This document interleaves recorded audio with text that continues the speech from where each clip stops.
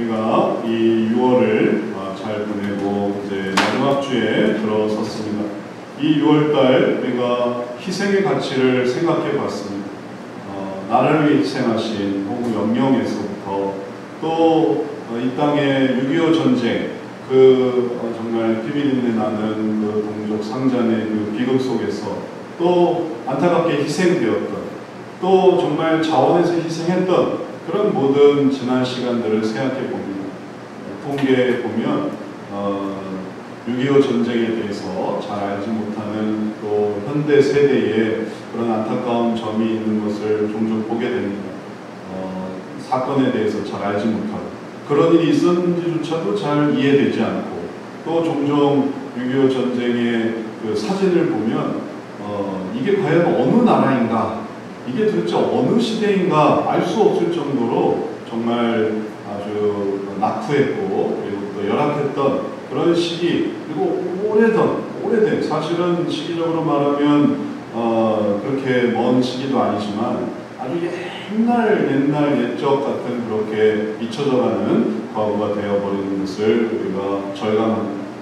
이제 그러한 것들 속에서 다시 한번 역사를 기억하고 깨닫고 그리고 되새긴다면 그러면 이제 앞으로 또 우리의 삶을 더 의미 있고 가치 있게 만들어갈 수 있을 것입니다. 우리가 그러한 연장선상에서 본 예수 그리스도의 가르침 요한복음에 많은 말씀이 있었지만 요한복음을 통해서 예수님이 우리들에게 주시고자 하시는 뜻이 무엇인가를 생각할 때 그것은 하나님을 알게 하시는 것이었습니다. 하나님께서 얼마나 우리에게 크신 은혜를 주셨는지 그리고 얼마나 우리들에게 귀한 축복을 주셨는지 그것을 보여주는 것이 바로 요한복음에서 나타난 예수님의 뜻이었습니다. 하나님을 알아간다는 것의 의미를 우리가 더욱더 깨달아야 하겠는데 하나님을 알아간다면 그 너머에 있는 하나님의 나라로 나아가게 되는 것입니다. 그 나라로 나아간다는 것은 우리가 단지 예수님을 믿는 것이 이론이나 혹은 또 단순한 이념에 그치는 것이 아니라 생각 속에 있는 의지로만 끝나는 것이 아니라 구체화된 하나님 나라의 그 실체 그리고 우리가 삶 속에서 분명하게 앞으로 경험하게 될 그 온전한 이 환경의 변화 이러한 것들을 우리가 생각해 나갈 수 있습니다. 그래서 우리가 이 요한복음 속에서 이 6월에 하나님의 나라를 살펴본 이러한 과정은 바로 하나님께로 인도하시는 그 나라로 인도하시는 하나님의 뜻이었습니다. 이러한 가르침을 이제 오늘 마지막으로 정리하려고 할 때에 우리들에게 가장 중요한 것을 보여주는 것이 요한복음 3장 16절의 말씀입니다. 요한복음 3장 16절 말씀 우리가 너무나 잘 알지 않습니까? 우리가 또 좀 이따 보겠지만 요한복음 3장 16절 요한복음 3장 16절 복음이란 무엇인가? 요한복음 3장 16절 그래서 하나님이 세상을 이처럼 사랑하사 독생자를 주셨으니 이는 저를 믿는 자마다 멸망치 않고 영생을 얻게 하려 하시니라. 이 놀라운 요한복음 3장 16절의 말씀이 사실은 무엇을 얘기하다가 나오게 되었는가 이것을 우리가 오늘 성경 말씀에서 보게 됩니다. 그것의 시작은 니고데모와의 대화였습니다. 요한복음 3장의 시작이 니고데모가 찾아오면서 시작된 대화 그리고 그 대화 속에서 하나님의 나라가 설명되었고 그리고 그러한 하나님의 나라가 결국은 하나님께서 이루신 일이 무엇인지 하나님의 나라의 핵심이 무엇인가 했더니 하나님이었습니다. 하나님 나라의 핵심이 하나님이고 하나님 나라의 핵심이 인간이 아니고 하나님 나라의 핵심이 인간의 노력과 인간의 헌신과 인간의 어떤 애씀 이게 아니고 하나님 나라의 핵심이 하나님인 거예요. 하나님이 행하신 일이 무엇인가 하나님의 사랑이 무엇인가 그리고 또 우리가 오늘 보겠지만 하나님의 희생이 무엇인가 그 나라를 이루기 위해서 하나님의 나라를 이루기 위해서 하나님께서 어떤 대가를 치르셨는가 어떤 희생을 이루셨는가 이것이 우리가 이제 이 요한복음 그리고 이 6월 희생이라는 가치로 그리고 이 주제로 우리가 보게 될 최종적인 의미가 되겠습니다. 돌이켜보면 6월 한 달 뭐 했는지 모르겠어요. 시간이 지나가고 또 6월 첫째 주, 둘째 주, 셋째 주, 넷째 주 주일을 보내면서 말씀에 그걸 한마디로 말하면 뭐라고 할 수 있을까? 이걸 정말 하나는 붙들어야 되겠습니다. 다 우리가 요한복음 15장에서 또 17장에서 또 13장에서 보았던 그런 여러 가지 것들을 움켜쥘 수 없다면 그런 붙들어야 될 단 하나의 핵심, 그것이 오늘 말씀에 나타난 요한복음 3장 16절입니다. 이것에 이르기 위해서 우리가 주 안에 열매를 거두는 자가 되어야 되겠고, 예수님이 제자들을 살려주셨고 희생해 주셨고 베드로의 모습 속에서도 변화되는 모습이 나타났고, 그것의 핵심이 하나님의 나라가 아니라면 그러면 그거는 다 그냥 주저앉아 버리는 것입니다. 이걸 정말 내려가지 않도록 그게 정말 높여질 수 있도록, 인공위성 쏘아 올릴 때 로켓을 장착하고 정말 발사대를 준비해서, 그래서 인공위성을 쏘아 올렸는데 성공은 뭡니까? 성공은 위성이 궤도에 안착하는 게 성공이죠. 그걸 위해서 그 많은 일들을 한 겁니다. 근데 위성이 궤도에 올라가지 못하고 떨어지면 그럼 그건 지금까지 뭐 한 겁니까? 그러면 그건 다 실패한 거예요. 실패되지 않고 성공하기 위해서 거기에 거하는 자가 되기 위해서 하나님의 나라, 이걸 오늘 말씀 속에서 우리가 잘 깨달아야 하겠습니다. 오늘 5절 말씀이 바로 이 놀라운 대화의 시작을 보여주고 있습니다. 가능한 설명해 주려고 할 때 잘 이렇게 따라가 보시기를 바랍니다. 5절 같이 한번 읽어봅니다. 예수께서 대답하시되 진실로 진실로 내게 이르노니 사람이 물과 성령으로 나지 아니하면 하나님의 나라에 들어갈 수 없느니라. 여기서 예수님께서 하나님의 나라에 대해서, 하나님의 나라에 들어가는 것에 대해서 설명해 주고 계십니다. 니고데모는 하나님의 나라를 물어본 게 아니었습니다. 그냥 니고데모가 그 전절에서 물었던 것은 예수님이 하나님께로부터 오신 선생인 것을 압니다. 그래서 하나님으로부터 뭔가를 들을 수 있을까를 생각했던 것입니다. 그런데 하나님께서, 예수님께서 하셨던 말씀은 물과 성령으로 나지 아니하면 하나님의 나라에 들어갈 수 없느니라. 하나님의 나라에 들어가는 것 자체, 하나님의 나라에 들어간다는 거 아닙니까? 그래서 이 말은 다시 말하면 물과 성령으로 나면 하나님의 나라에 들어간다. 하나님의 나라에 들어가는 것에 대해서 얘기를 해주셨습니다. 그러니 이제 주제는 뭐냐 하면 하나님의 나라에 들어가는 것입니다. 물과 성령으로 나는 게 뭐냐라는 것을 관심을 가질 수도 있겠지만 더 중요한 것은 뭐냐면 하나님 나라에 들어가는 것. 하나님 나라가 있고 그 나라에 들어가는 것. 그것이 이 요한복음 3장에서 니고데모의 대화 속에서의 핵심입니다. 물과 성령이 뭐냐가 이 핵심이 아니고 하나님 나라에 들어가는 게 핵심인 것입니다. 그리고 이야기가 펼쳐지고 있습니다. 이 하나님의 나라에 들어간다는 것이 무엇인가를 쭉 설명해 나가실 때 그것이 잘 나타나는 것이 요한복음 이어지는 3장 13절부터 15절 말씀입니다. 13절부터 15절 말씀을 우리 함께 읽어보도록 하겠습니다. 하늘에서 내려온 자 곧 인자 외에는 하늘에 올라간 자가 없느니라. 모세가 광야에서 뱀을 든 것 같이 인자도 들려야 하리니 이는 그를 믿는 자마다 영생을 얻게 하려 하심이니라. 이 말이 이 흐름상 전혀 상관없는 얘기가 아니라 이게 다 이어지고 있는 것입니다. 그래서 이것이 16절에 하나님이 세상이처럼 사랑하사까지 이게 다 이어지고 있는 것입니다. 그래서 물과 성령으로 나면 하나님의 나라에 들어간다라는 말씀이 설명이 될 때 물과 성령으로 나는 게 뭡니까? 우리가 많이 하지 않습니까? 물 뭐예요? 형식. 성령 뭡니까? 내용. 그래서 물과 성령으로, 형식과 내용으로 새로 태어나는 것. 그럴 때 하나님의 나라에 들어가는구나. 그런 것을 우리가 성경 공부나 아니면 또 설교에서 많이 다뤘습니다. 그러면 본질적으로 물과 성령으로, 형식과 내용으로 난다라는 게 그게 뭐냐? 그게 15절에 설명되고 있는 이는 그를 믿는 자마다 영생을 얻게 하려 하시니라 라는 말씀인 것이에요.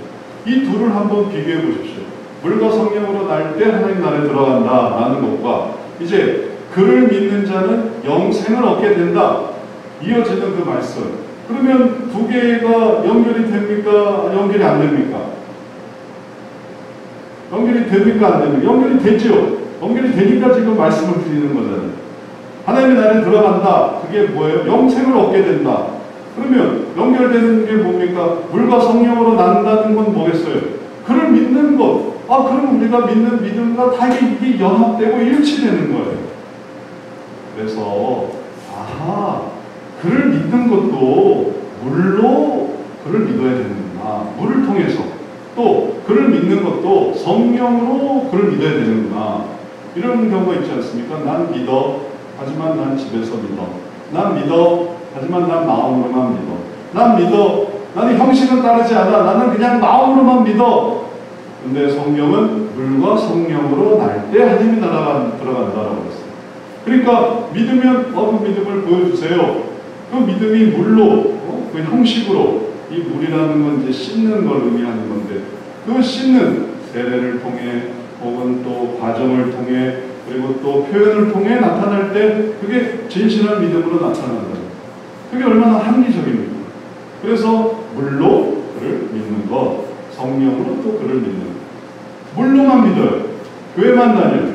세례만 받았어요. 숨쉬기가 잠깐 숨 좀 돌리고. 네. 그래서 그렇게 물로만 믿는다라고 하면 마음은 없을 수 있지 않습니까? 그러니까 마음으로도 믿어야 돼요. 그래서 마음으로 믿는 게 마음이 동하는 게 그 마음은 어디서 옵니까? 성령으로 나는. 그래서 그를 믿는다는 것은 정말 진심으로 믿는다. 그러면 그게 바로 하나님의 나라에 들어가는 것이고 그리고 그것이 영생을 얻는 것이고 그러면 이 두 구절의 관계가 너무나 잘 나타나게 됩니다. 너무나 분명해집니다. 이제 그러면 이렇게 그를 믿게 되고 영생을 얻는 자, 물을 성령으로 나고 하나님 나라에 들어가는 자, 그런 자에게 나타나는 그런 자에게 보여줄 수 있는 이제 핵심이 이제 드러나게 됩니다. 하나님에 들어간다는 게 뭘까? 영생을 얻는다는 게 뭘까? 그러면 그 다음 단계 최종 단계가 바로 우리가 보는 요한복음 3장 16절입니다. 그래서 요한복음 3장 16절의 가치를 이해하려면 그 전에 나타나는 이 물과 성령으로 날 때 하나님 들어간다라는 것을 이해하고 그 다음 나오는 그를 믿는 자는 영생을 얻게 된다라는 것을 이해하게 되면 그럼 그 다음 단계에서 요한복음 3장 16절을 보는 거예요. 산의 정상을 보는 거는 산의 초입부터 시작을 해서 그 다음에 산의 중턱으로 올라갔을 때 그 다음에 비로소 산의 정상이 어렴풋하게 보이는 것이죠. 요한복음 3장 16절은 모든 복음의 최고봉입니다. 가장 높은 최정상을 예수님이 알려주신 거예요. 하나님 안에 있는 자로서 이 세상에 오신 하나님의 아들로서. 근데 그걸 그냥 아무 맥락도 없이 요한복음 3장 16절 뚝 떨어뜨려 버리면 그 의미가 좀 상쇄되지만 밑에서부터 올라가게 되면 그 의미가 얼마나 귀한지를 볼 수 있습니다. 그래서 연결되는 구절을 함께 이야기해보면 요한복음 3장 16절과 17절까지 결론 부분인데 다 같이 함께 읽어보도록 하겠습니다. 하나님이 세상을 이처럼 사랑하사 독생자를 주셨으니 하려 하심이라. 하나님이 그 아들을 세상에 보내신 것은 세상을 심판하려 하심이 아니요 그로 말미암아 세상이 구원을 받게 하려 하심이라. 독생자를 주신 하나님이 나타납니다. 독생자를 주셨다는 거예요. 하나님이. 그래서 우리가 앞서 본 요한복음 3장 16절의 의미 속에서 그를 믿는 자, 이게 믿을 수 있게 되는 게 있지 않습니까? 그럼 그가 또 어떻게 생긴 거냐 하면 그 그는 하나님이 세상을 사랑하셔서 주신 거예요. 독생자로. 그래서 그를 믿을 수가 있게 된 거예요. 오시지 않았으면 어떻게 믿겠습니까? 나타나시지 않으면 어떻게 믿겠어요? 세상에 오시지 않았으면 어떻게 예수님의 이름조차 알 수 있었겠습니까? 근데 하나님께서 세상을 사랑하셨기 때문에 독생자를 주셨다는 거예요. 독생자를 주시니까 그를 믿을 수 있게 됩니다. 그를 믿을 수 있게 되니까 멸망하지 않고 영생을 얻게 된 것입니다. 그래서 그걸 다시 한번 17절에서 부연 설명하고 있습니다. 하나님이 그 아들을 세상에 보내신 것은, 독생자를 주신 그것은 그로 말미암아 세상이 구원을 받게 하려 하십니다. 그럼 여기서 누구의 일이 계속 강조되고 있습니다. 누구의 사랑이 강조되고 있습니다. 하나님이죠. 예수님이 그걸 그렇게 말씀하고자 하셨던 거예요. 하나님입니다. 하나님의 역사, 하나님의 희생, 하나님의 헌신, 하나님의 사랑. 그래서 우리가 보고 있는 이 그를 믿는 자는 영생을 얻게 된다는 것, 그 위에 있는 게 뭐냐면 하나님이 독생자를 주시기까지 사랑하셨다. 이게 핵심입니다. 그러면 이 세 가지가 딱 이렇게 구조를 가지고 밑에서부터 물과 성령으로 나서 하나님 나라 들어간다 해서 그걸 받아들이는 자가 1단계를 통과하는 거고, 그 다음에 그 속에서 그를 믿는 자가 영생을 얻게 된다라는 것을 깨달을 때 그때 2단계를 통과하는 거고, 그 다음에 그곳에서 더 나아가서 하나님이 독생자를 주시기까지 우리를 사랑하셨어, 하나님의 그 놀라우심이 있어 하고 그걸 알게 되면 그럼 이제 이게 완성이 되는 거예요. 그게 하나님의 나라는 것입니다. 그 나라가 이 세 가지가 압축되어 있는 이 나라, 이 세 가지가 이 단계별로 성경을 통해 계시된 요한복음에서 예수님께서 희생의 가치와 또 희생의 모습과 희생하는 사람들을 통해서 보여주는 이 놀라운 것이 바로 우리를 구성하고 있는 천국에서의 하나님의 나라를 보여주는 거예요. 그 다음에 세상에서 어떻게 바라볼 것인가를 보여주는 세상에서의 하나님의 나라를 보여주는 것입니다. 이 세상에서 우리가 이러한 하나님의 나라를 꿈꿀 때 그 원리 그대로 나타나는 것이 천국에서의 하나님의 나라고, 그 하나님의 나라 가는 게 너무너무 자연스러운 거예요. 이 세상에서도 매일 하나님의 사랑, 그리스도를 보내주신 하나님의 사랑을 노래했고, 그리고 그냥 잠깐 정신을 잃었다가 깨니까 그 나라가 펼쳐지는, 그러니 이 천국과 세상의 차이는 그냥 종이 한 장 차이인 것입니다. 본질이 똑같아요. 이 세상에서 그 나라를 노래해요. 그 나라 가서도 그 나라의 하나님의 본질을 노래하는 겁니다. 이것이 바로 요한복음에서 우리가 이 이후에 보고자 하는 놀라운 하나님의 은혜입니다. 이것이 너무나 분명하고 우리가 잘 깨달아야 하는 복음의 핵심인데, 안타깝게도 이것을 저해하는 많은 안타까운 생각들이 있습니다. 제가 최근에 본회퍼에 대해서 알게 된 그런 계기가 있었어요. 그래서 본회퍼를 좀 소개해드리고 싶습니다. 본회퍼가 어떤 사람인지. 왜냐하면 또 찾아봤더니 본회퍼가 모든 그 정치적으로도 잘 인용되는 그러한 사람입니다. 본회퍼가 어떤 사람인가를 먼저 소개해드릴게요. 왜 그 본회퍼가 인용이 되는지. 본회퍼가 어떤 사람이냐면 히틀러 암살 계획에 동참했던 독일 신학자입니다. 그런데 그분은 이제 본회퍼의 사상에 대해서 설명합니다. 본회퍼의 그 인간에 대해서 말하는 게 아니라 사상에 대해서.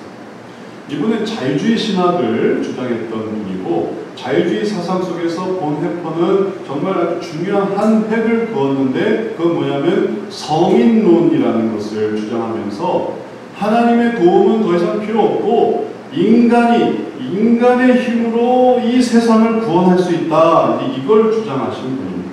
그 이전에 이미 자유주의와 하르납이라는 그러한 아주 자유주의의 아주 대표적인 신학자의 영향을 받으면서 이 본회퍼는 그것을 구체화했습니다. 인간의 노력으로. 그럴 때 인간이 성인이 된다는 거예요.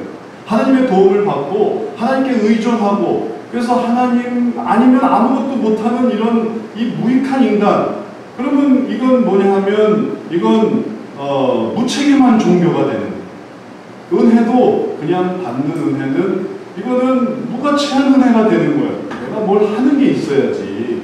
그래야 가치 있는 은혜지. 내가 하는 게 아무것도 없고 지금 우리가 보았던 이런 원리로 여기에 인간은 어디 있습니까? 여기에 인간은 하나도 없어요. 그냥 우리 인간은 그냥 죄인일 뿐인 거예요. 그냥 죄인. 죽을 수밖에 없는 죄인. 근데 오직 하나님의 이 모든 은혜로 이제 이걸 이렇게 받아서 천국이 하나님의 나라에 형성된 건데 보내포는 그걸 다 바꿔버렸습니다. 인간이 해야 된다는 거예요.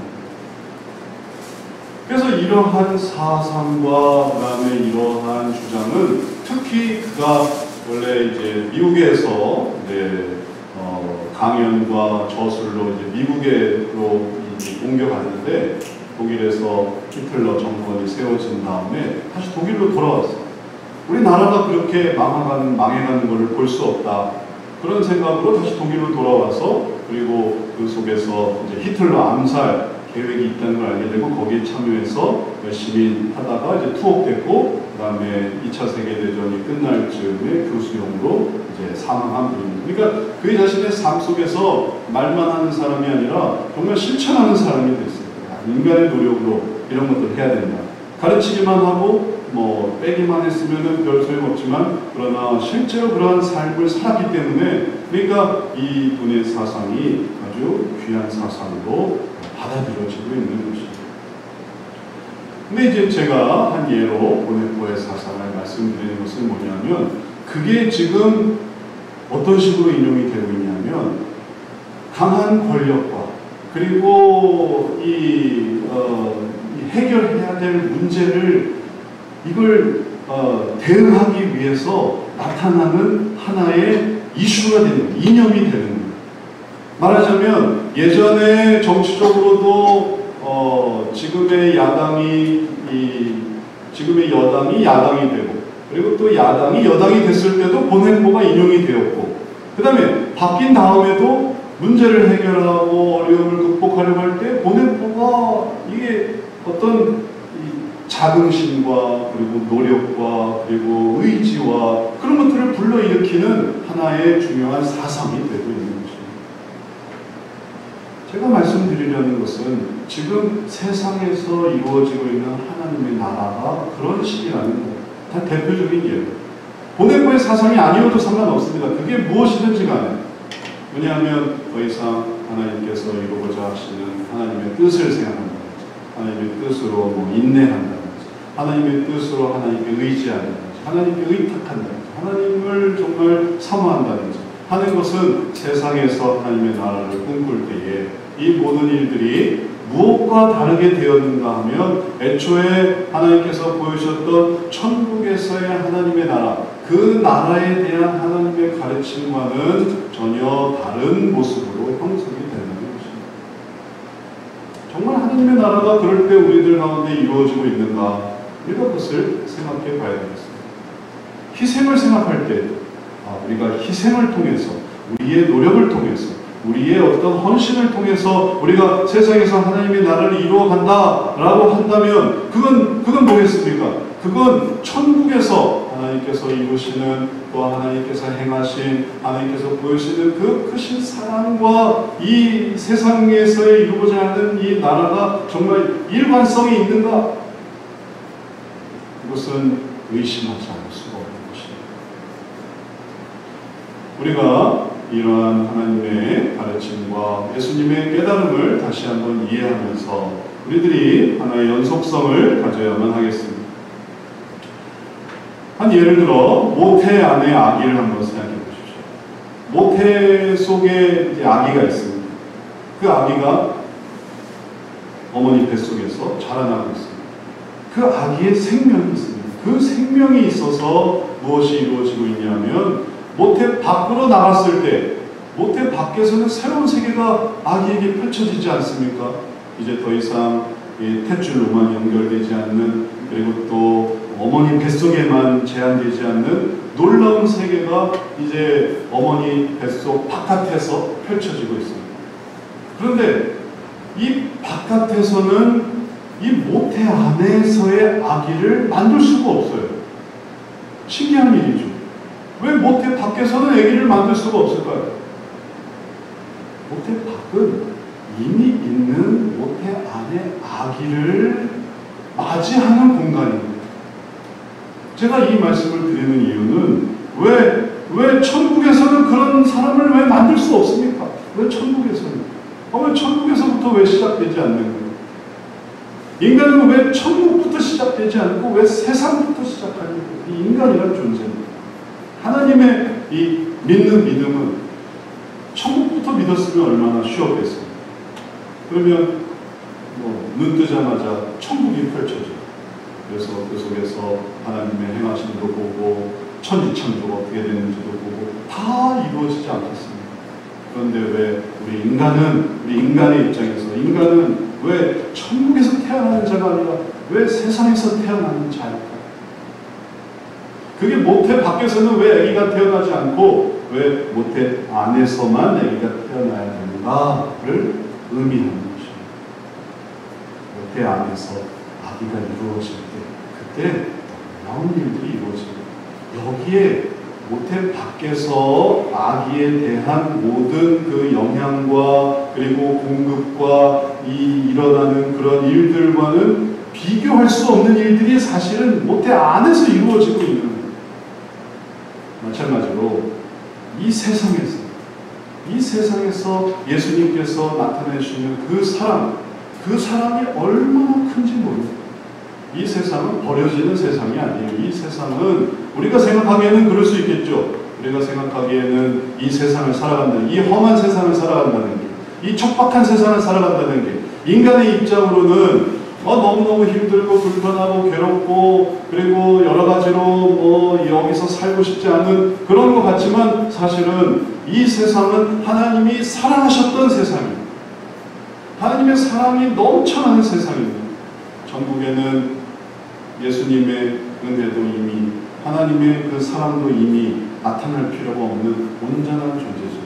여기에서는 우리의 죄성이 있고 우리의 연약함이 있고 우리의 미약함이 있고 그래서 정말 세포 하나에서부터 분열되는 그리고 거기서 연결되는 하나님의 은혜가 있고 그리고 거기서 정말 귀를 만들게 하시고 코를 만들게 하시고 눈을 만들게 하시고 머리를 만드시고 팔을 만드시고 다리를 만드시는 그 오묘함이 이 모태 속에서 감추어져서 정말 하루하루 다르게 이루어지고 있는 것입니다.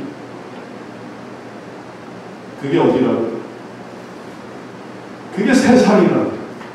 그게 우리가 살고 있는 세상. 빨리 끝날 세상이 아니고 되게 중요하고 그리고 이 속에서 우리가 자라나야만 하는 세상. 그리고 나서 천국 가면 그러면 그 세상을 거쳤던 우리가 바로 깨달아지겠죠. 알게 되겠죠.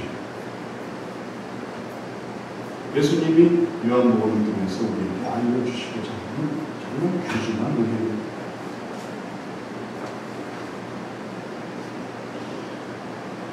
우리가 어려운 시기를 살아가고 있습니다. 코로나 시대에 마스크를 벗지 못하고 만나지 못하고 또 가지 못하고 움직이지 못하고 여러 가지 경제적으로 그리고 또 여러 가지 제한되는 그러한 시기를 살아가고 있습니다. 코로나 이전에 그런 생활은 넉넉했느냐 평안했느냐 코로나 이전에도 또 많은 어려움들이 있었습니다. 이런 모든 힘든 시기 가운데서 우리들이 오늘 말씀을 통해서 기억해야 되는 한 가지가 있는데 그것은 하나님께서 이 세상을 사랑하셨다는 거예요. 이 세상을 사랑하셨어요. 그래서 우리 가운데 이 어려움 속에서 깨닫게 하는 게 있습니다. 보게 하는 게 있습니다. 그것은 방법 없는 자처럼 살아가지 않고 이 세상에서 목적이 있는 그리고 그 중요한 핵심을 깨달아가는 사람으로 살아가는 그게 오늘의 핵심인데 그것이 아들의 소원이고 그 아들의 소원대로 우리들이 정말 커다란 사랑으로 희생하셨던 아버지를 아는 것입니다. 그런 것은 비교할 수 없는 가치입니다. 우리가 이 어려운 시기에 그러나 하나님을 깨닫는다면 하나님께서 이 세상 속에서 또 우리의 시간 속에서 만들고자 하는 그 귀한 주님의 자녀를 우리 속에서 만들게 되어질 것입니다.